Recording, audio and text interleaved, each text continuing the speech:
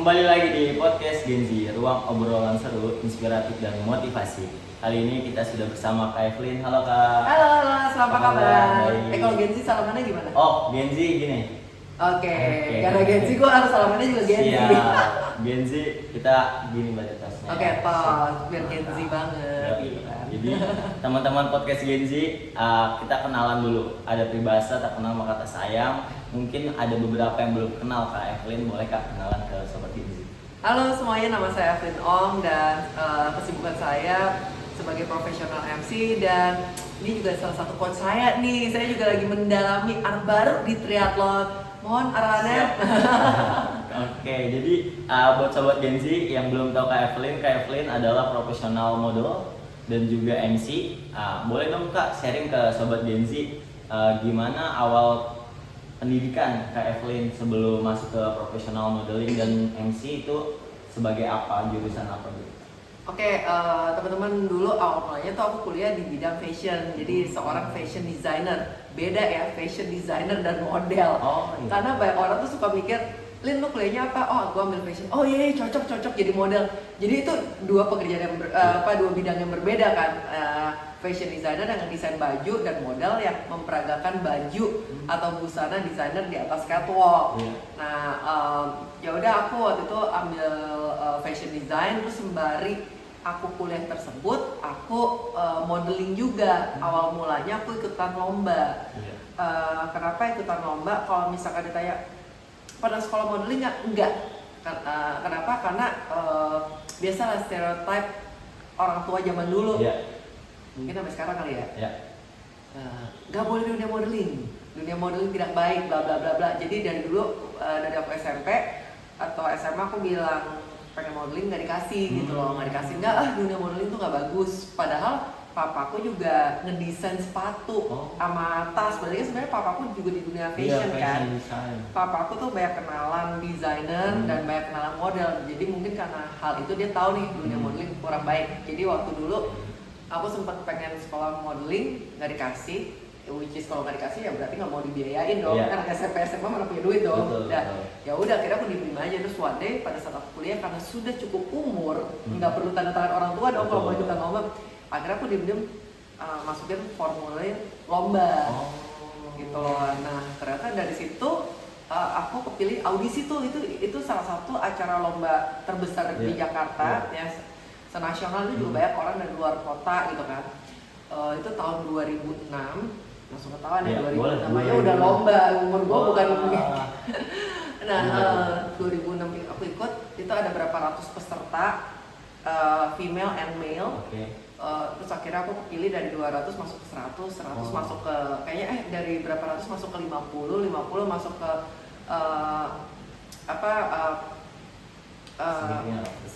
semifinal, terus ke final juga gitu loh. Terus akhirnya jujur saat itu nggak berpikir menang sih karena gue paling bego. Karena baru mulai di bidang modeling itu? Iya, karena gue bener-bener bego, nggak ngerti bahasa fashion. Contoh misalnya, abis ini model silam ya, abis ini pecah dua apa segalanya. Gue cuman cengok sih silam, karena saat itu gue juga nggak punya teman. Waktu itu gue baru sempat sekolah di luar, baru balik Jakarta 3 bulan. Modal nekat aja, masukin formulir, diem-diem, makanya kaget. Dan lucunya sebenarnya waktu pas audisi itu gue udah hampir mau mundur gara-gara kurang pede itu? Bukan, waktu itu gue inget banget lagi ada demo, gue udah telat 2 jam. Terus gue ditemenin temen gue. Terus udah nyampe sana udah telat 2 jam, udah jam cewek udah kelewat, udah cowok nih. Terus gue bilang, udah deh gue gak mau. Gila lu Lin, lu udah nyerah gitu aja. Kita udah belain lu loh, jalan kesini 2 jam, terus lu mundur tanpa mencoba. Saat itu gue masih belum pede, terus akhirnya di-push sama temen gue. Ya udah akhirnya masuk, taunya aku menang saat itu sebagai fotogenik, kategori fotogenik atau favorit gitu loh. Nah dari situ awal karir modelingku, mulai di scouting, mulai diajakin segala macam kayak gitu cerita. Keren. Berawal dari bisa dibilang coba-coba ya. Berawal dari coba-coba, berani ambil resiko yang dimana orang tua kayak Evelyn juga belum merestui waktu itu dan karena niatnya mau belajar di bidang model, dicoba-coba dan disupport teman berarti waktu itu. Akhirnya bisa lolos di final ya di Iya. Lolos foto. sebagai fotogenik, jadi ada juara 1, 2, 3 Oke. dan yang favorite itu bisa female atau male. Oh, di fotogenik keren banget nih Sobat Genzi. Jadi jangan pernah patah semangat ya, walaupun ada banyak insiden di belakang itu seperti nggak diizinin atau ada kendala yang macet tadi ya. Karena waktu itu gue inget banget sih, Jakarta itu lagi macet banget, ada demo besar, ada demo besar, jalan ditutupin, pokoknya sebenarnya carilah circle yang mendukung Anda. Ya, Iya nggak sih, kalau nggak ada poinnya kalau nggak ada temen deh, gue udah mundur nggak jadi modal kali. Betul kata-kata hari ini nih ya. Carilah lingkungan yang mendukung Anda. Dalam hal positif Yep. tentunya. Oke, itu kan di dunia modeling berarti di 2006 ya udah mulai masuk. Nah itu akhirnya dari situ masuk ke profesional. Terus kalau di bidang MC-nya itu di tahun berapa tuh? Kalau MC itu di tahun 2015. 2015. Oke. Tapi pada saat itu aku mulai ambil, kalau modeling nggak belajar, di 2015 aku belajar. Oh. Belajar di salah Oke. satu kursus komunikasi lah Yeah. gitu kan, professional MC and TV presenter. Oke. Nah terus habis itu aku ambil lagi tuh di tahun 2018 karena temanku bilang, kalau lu pengen kembangin lagi, banyak orang yang bilang MC yang baik itu adalah mostly adalah penyiar radio. Yes. Lu harus belajar nih tentang radio. Akhirnya tahun 2018 aku join sekolahan yang berhubungan dengan broadcasting gitu Yeah. loh. Karena MC itu kan kita tektokan ya, ketemu orang kayak gini Betul, kan. betul. Kalau radio itu lu challenge-nya lu cuma kayak benda mati nih. Yeah. Lu nggak punya lawan bicara. Kalau kita punya lawan bicara lebih enak kan, tektok-tektoknya. Jadi lebih susah kalau kita cuma ngomong one way doang, terus udah gitu orang nggak bisa ngeliat wajah kita gitu. Iya itu challenge banget ya. Jadi gimana caranya kita tuh ada di samping mereka gitu ya. Iya benar. Jadi maksudnya lo kalau mau kuasain yang paling susah dulu nih, Iya, suara lu doang yang betul. kedengeran. Nah kalau kayak kita gini kan maksudnya asal bisa ngerti Bisa. aku karena aku lihat ekspresi terus Oke. lihat gerakan Betul, aku kan. betul. Tapi kalau misalkan di radio kan cuma suara doang. Nah gimana nih lu mengolah dari cuma suara doang tanpa ekspresi, Betul. tanpa kehadiran pembicaranya, lu bisa merasa orang tersebut ada di sebelah lu gitu. Gila, keren banget nih. Jadi ilmunya jadi pelajarin dulu yang sulit, baru akhirnya sananya jadi lebih gampang gitu, lebih mudah atau gimana? Intinya belajar sebanyak-banyak ya, Oh, jangan iya. pernah berpuas diri. Siap. Pokoknya pelajarin semuanya. Kalau maksudnya kan jangan pernah merasa cukup kan. Kita betul. harus selalu merasa lapar untuk belajar supaya kita always level up sih. Yes, selalu. betul. Jadi terus upgrade ya. Sama kayak di triathlon kan. Kita belajar dari PES 8, PES 7, PES 6. Benar. Iya. Masih di PS 8 terus sih gue. Kemarin kan udah mulai masuk 7 lah. Masuk 7, tapi ya belum konsisten lebih panjangnya lagi nih. Pokoknya Oke. persiapan buat next event nih kita. Nah, seru nih.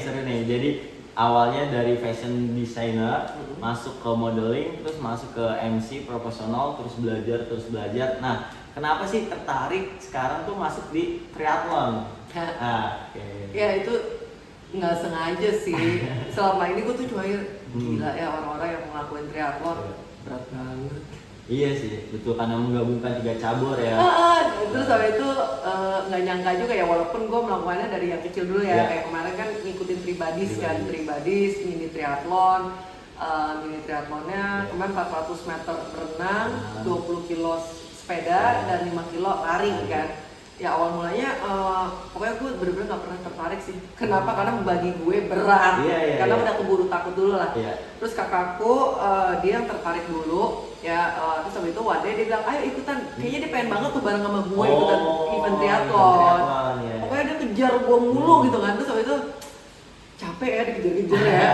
Terus dia bilang ayo ikutan Tribadis. Nggak mau. Ini easy, lu pasti bisa. Pokoknya dicecar terus. Terus pas gue liat lagi, ya udah deh boleh. Itu juga gue gak langsung mau gitu kan. Terus waktu itu ya udah boleh lah. Dan waktu itu kayak bisa deh. Gue lari kan, jujur gue paling takut lari. Karena gue paling jauh juga cuma 10 kilo. 10 kilo aja cuma baru dihitung dengan satu tangan gitu kan. Selama berapa tahun ini lagi gitu loh udah. Hitungan jari lah ya. Hitungan jari. Gue mulai lari baru nyoba-nyoba lari ya 2-3 tahunan. 3 tahun cuma 10 kilo baru 3 kali sejarah begitu gue lari. Nah akhirnya pas lagi udah gue join, di tengah jalan kakakku bilang ternyata dia nggak bisa karena dia udah pernah ikutan triathlon, baru aja gitu, baru aja dia ngikutin yang perdana. Dan tiba di situ kan harus yang new breed yang belum pernah, ya pemula banget kan.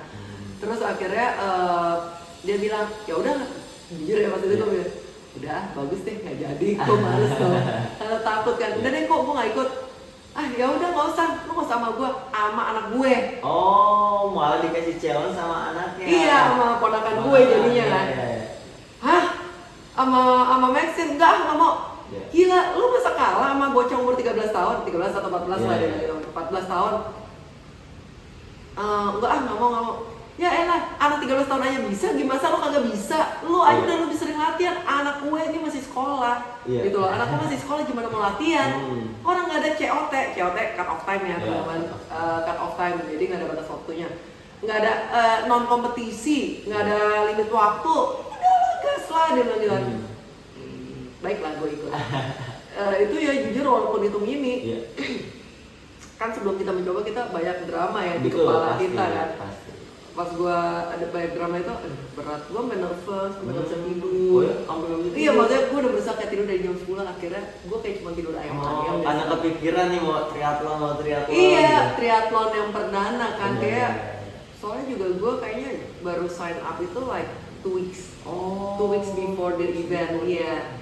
Jadi ya kalau kepikiran lah. Cuman pada saat itu kan memang olahraga base olahraganya sepeda sama diving. Tapi diving itu ke bawah ya, bukan berenang kardio begini kan, beda kan. Semua orang suka mikir diving sama berenang freestyle tuh sama, beda teman-teman. Kita gerakannya turun ke bawah. Yang dilatih tuh bukan endurance, beda ini pernafasan. Itu nyebutnya apa ya? Gue masih pagi kalau yang zone 1, zone 2 latihan-latihannya kalau ke bawah ini anaerobik. Anaerobik. Iya kan. Kalau kardio itu aerobik kan. Nah, ya udah akhirnya gue pikir ya udah deh gue coba. Ya udah gue cuma mikir lari 5 kilo bisa sih walaupun lambat, udahlah bodo amat. Ya udah ternyata pas udah dicoba bisa, asik. Bahkan 10 besar ya kalau nggak salah ya. 10 besar benar, 10 besar, bangga loh Gen Z. Keren. 400 meter berenang, 20 kilo sepeda, 5 kilo lari, gua finish dalam 1 jam 30 menit. Wah, itu masuk ke dalam 5 besar atau 6 besar karena gue hilang 1 loop. Wah, nggak tahu nih. Tapi oke lah. Nggak apa-apa, ketahuan non kompetisi, nggak ada COT. Karena waktu itu aku tuh masih belum biasa pakai jamnya itu loh transisinya. Iya.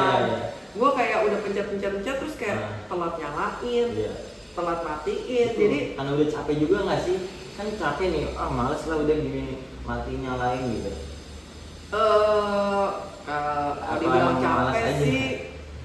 Kalau gue belum biasa, namanya 2 weeks baru nyobain pakai jam itu baru sekali atau 2 kali. Dan gue kadang-kadang mungkin karena udah race ya, gila race lah. Pokoknya ngejar aja udah nggak peduli kayak gini kan ada chip time juga kan. Karena ada chip time ya, ini cuma tambahan doang lah, additional lah, seberapa jauh buat make sure doang kan. Ya udah, tapi kadang males ya, cuman kayaknya ambil banget ya, kebuang waktu cuma sibuk ngurusin jam. Siap, jadi harus efisiensi banget ya. Bahkan kayak transisi cepet banget tuh pakai sepatu kali ya biar cepet atau gimana kemarin. Transisi. Atau ngopi dulu, biasa kan ada tuh yang nyantai tuh minum dulu, handukan dulu. Yang pertama sih aku gue pas itu perdana, aku bingung. Karena koko gue nyekokin gue gitu kan dia nunjukin video-videonya pada saat YouTube, gue cuma nontonin aja, gue nggak terlalu menyimak banget. Gue cuma lihat kayak orang lari-lari gitu, ya udah. Gue waktu pas dari berenang ke sepeda, gue tuh udah kayak agak lari-lari, tapi lari-lari kecil lah. Gue cuma mikir nggak boleh buang-buang energi banget kan. Gue bingung orang kenapa pada jalan ya, apa gue salah? Cuman udahlah, gue bodo amat, das gitu kan. Ya udah pakai sepatu cepet-cepet gitu kan. Cuman pas itu gue nggak pakai kaos kaki karena sepatu gue bisa, tapi kalau lari gue nggak berani kalau pakai kaos kaki ya. Ya udah pokoknya gue coba secepat mungkin. Tapi dari sepeda ke lari itu agak lama karena gue pakai kaos kaki, ganti sepatu segala macam. Ya udah. Terus dari lari itu kayaknya gue udah lari kan gue takut ya. Jadi mungkin kadang orangnya mungkin udah kepikiran nervous, takut, jadi lu udah lupa nih nyalain ini. Oh, Jadi iya, dari oke. tempat transisi, udah muterin GBK dikit gitu, seperempat kayak gue baru nyalain. Jadi pas itu gue emang udah ngeliatin jam, kok 3,5 kilo ya, dan gue udah sempet cek ke checker. Iya. Mbak, saya tuh 4 kali nggak sih, kan dibilangnya muterin 4 kali. Iya, 4 kali. Jujur ya gue ngitungin patung Garuda, gue udah ketemu 4 kali nih. Eventnya di GBK teman-teman, di GBK, jadi ada patung Garudanya gitu kan. Mbak, lihat ada lambang Garuda, gue udah puterin 4 kali. Gue maksud, tapi di sini apa 3,5 ya? Mbak, saya udah 4 kali puteran, bilang itu checker ada 2. Iya. Udah. Mungkin saking karena gue benci lari, gue kayak berusaha pengen cepet-cepet beres. Oh, pengen selesai.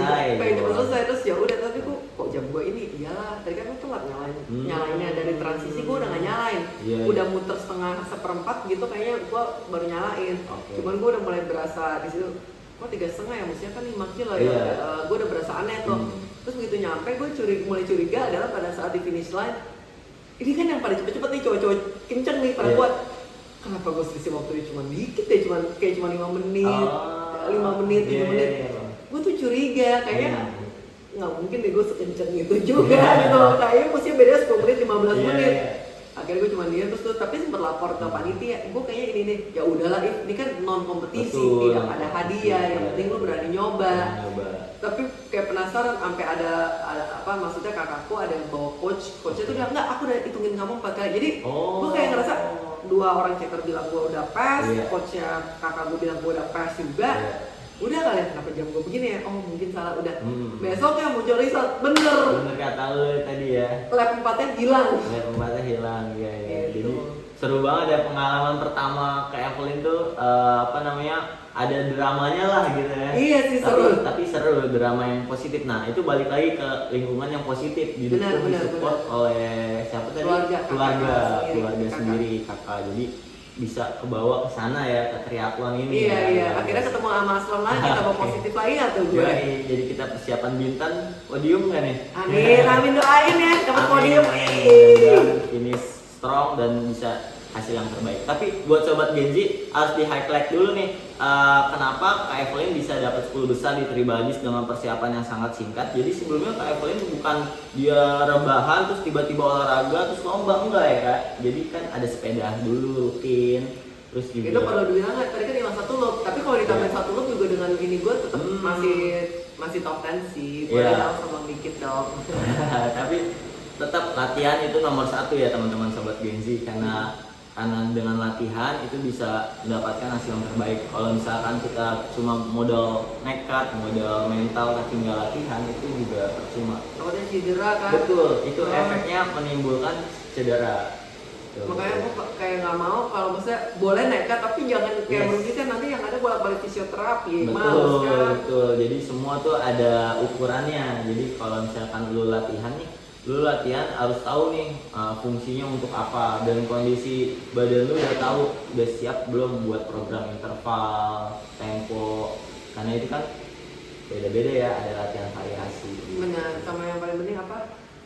Stretching sama cooling down, semua mereka skip banget kan. Betul. Nah itu teman-teman banyak banget nih, khususnya sobat Genji yang baru ikutan olahraga nih, milenial Genji tuh olahraga aja. Akhirnya pulang-pulang bukannya badannya segar malah sakit-sakit. Bukannya Genji masih kenceng gitu ya, kuat gitu Iya, kan, nggak bakal pegel-pegel kayak gue.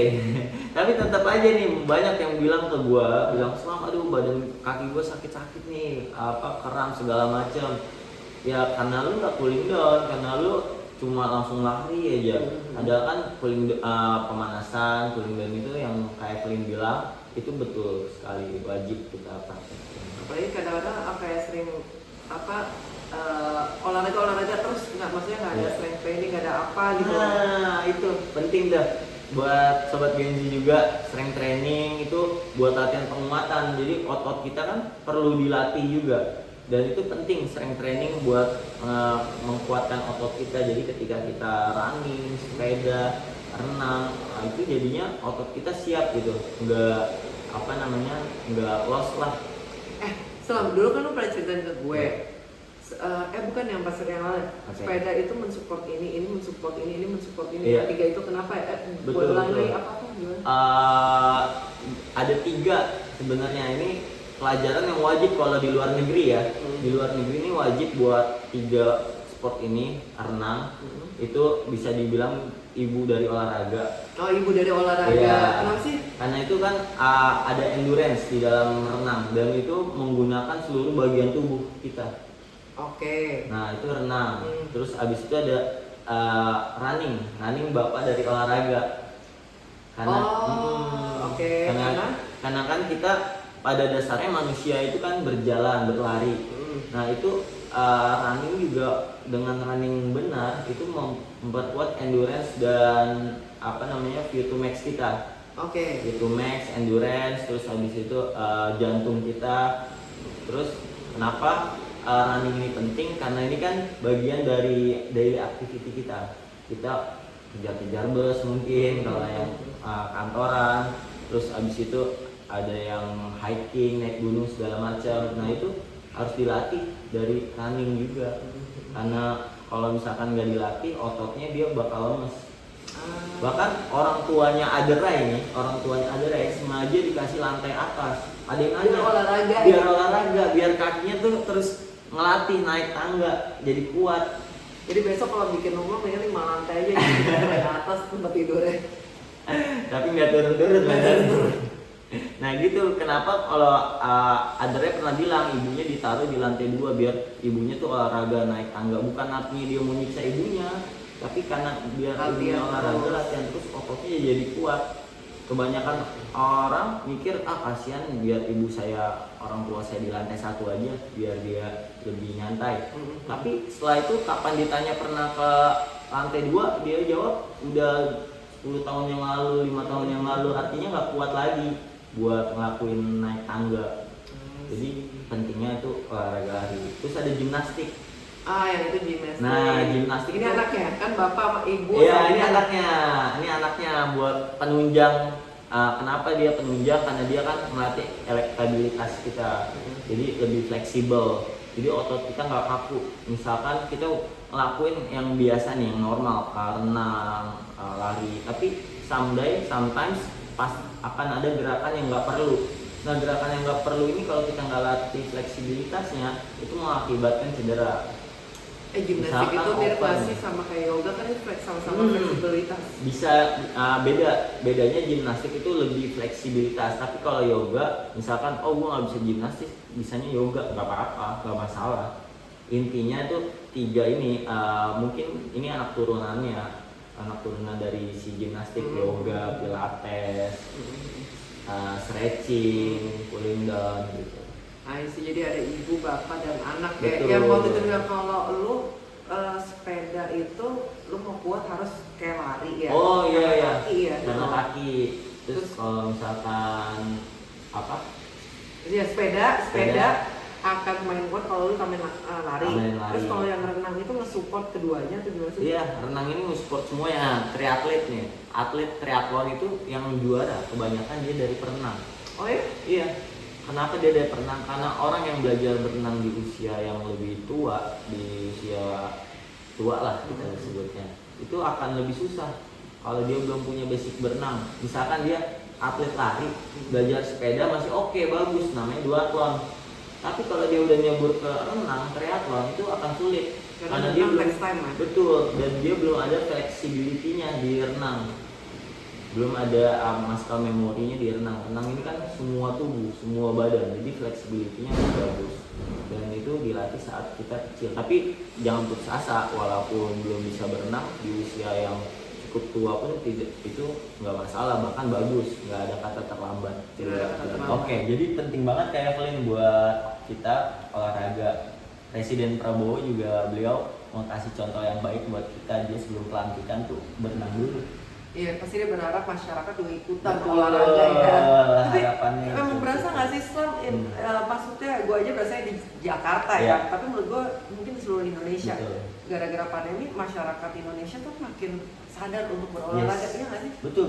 Masyarakat udah makin antusiasnya tinggi terhadap olahraga, khususnya di lari ya, pedal. Tapi cuma ada satu yang saya kasih saran buat teman-teman sobat Bindi.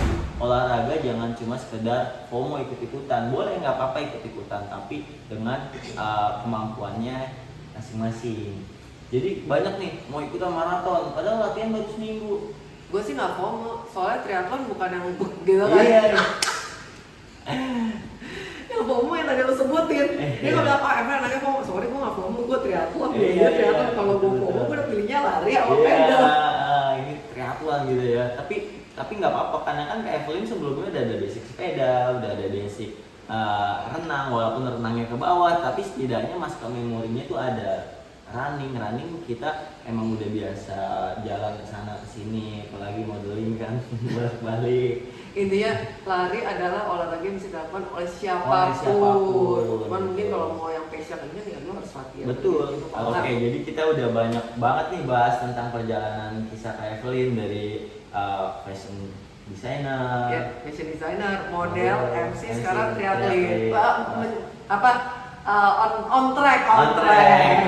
Masih baru banget soalnya baru Iya. kemarin April. Tapi baru udah keren lah, kita tunggu lah gebrakan selanjutnya di Bintan ya. Berkat Coach Aslam, bantu Coach Aslam. Kalau enggak, aduh anyep dah. Ini lingkungan positif juga ngaruh banget dan alhamdulillah kebetulan Kak Evelyn ini lingkungannya juga sangat positif ya, dari keluarga mensupport juga triathlon, terus juga di profesional Kak Evelyn. Oke, buat sobat Gen Z boleh dong kasih nasihat atau kasih kisah inspiratif dari Kak Evelyn buat sobat Gen Z biar terus berinovasi khususnya mau di bidang modeling, MC dan juga triathlon. Ini kayaknya cocok deh buat semuanya. Ya. YOLO, udah tau dong, YOLO, you only living once. Kalau nggak sekarang, kapan lagi? Wis, Pas dong. Betul. Kalau nggak sekarang kapan lagi? Sampai kapan? Oh, itu Tua. di bidang apapun itu ya. Iya dong. Iya. Ada kesempatan langsung aja sikat. Nanti kalau nggak sekarang sampai kapan? Sampai kapan mau nunggu? Iya betul sampai kapan mau nunggu. Jadi ada kesempatan ambil mau apapun itu bidangnya, yang penting mau ditekuni, mau belajar itu ambil Yes. gitu ya. Atau dibikin simplified nih. Gimana? Now or never. Oh, sekarang atau tidak sama sekali ya. Oke, mantap. Itu kisah inspiratif dari Kak Evelyn dan kita nantikan perjuangan dari Kak Evelyn selanjutnya di Bintan nanti kemanduannya. Finish strong ya. Finish strong, amin. Finish strong dan mendapatkan hasil maksimal dan bonusnya juara lah. Amin. Yang penting latihannya konsisten. Amin. Mohon panduannya Coach ya. Nanti sore kita berlari Siap, ya. kita berlari bersama Ya, habis ini dipecut sama Asma. di GBK. Oke, siap. Terima kasih banyak Kak Evelyn Thank you. udah nerima kita podcast di rumah Kak Evelyn. Terima kasih dan semoga kisah ini memberikan manfaat buat sobat Gen Z. Dadah.